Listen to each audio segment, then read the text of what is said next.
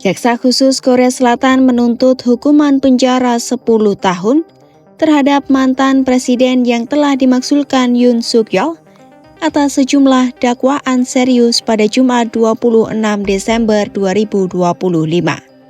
Tuntutan tersebut diajukan oleh Jaksa Khusus Independen Cho Eun-suk yang memimpin penyelidikan terhadap Yoon Suk Yeol terkait dugaan pemberontakan dan pelanggaran hukum lainnya. Sejumlah dakwaan yang ditinjau pengadilan, yakni penghalangan penangkapan Yoon Suk Yeol, perintah untuk menghapus catatan telepon transkripsi, serta penyebaran pengumuman publik palsu terkait penerapan darurat militer.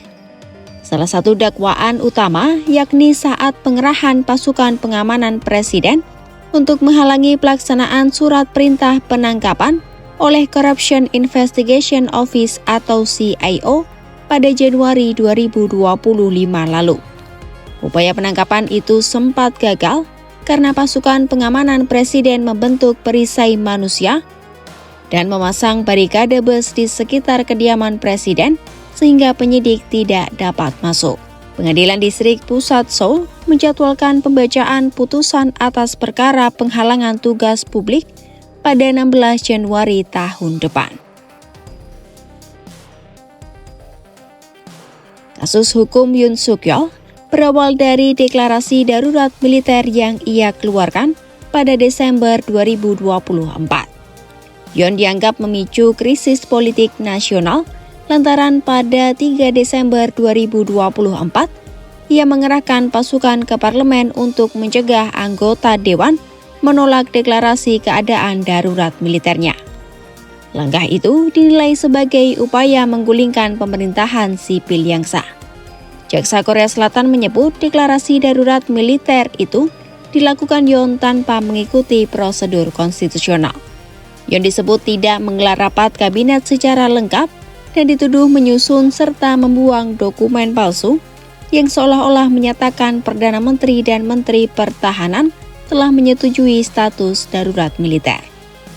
Penangkapan pertama Yoon Suk Yeol terjadi pada Januari 2025 setelah ia berulang kali menolak memenuhi panggilan pengadilan. Meski sempat dibebaskan pada Maret karena alasan prosedural, proses hukum terhadap Yoon Suk Yeol tetap berlanjut. Kemudian pada Juli 2025, Pengadilan Korea Selatan kembali mengeluarkan surat penangkapan baru terhadap Yoon Suk Yeol dengan alasan kekhawatiran bahwa ia berpotensi menghilangkan barang bukti. Namun sejak ditahan kembali, Yoon diketahui menolak hadir dalam pemeriksaan. Hingga pada Jumat 18 Juli 2025, Yoon Suk Yeol muncul di pengadilan untuk mengajukan permohonan pencabutan surat penangkapan. Tim kuasa hukumnya menyebut Yoon Suk Yeol menyampaikan pembelaan selama lebih dari 30 menit dengan alasan keterbatasan mobilitas dan kondisi fisik. Namun permohonan tersebut ditolak oleh pengadilan.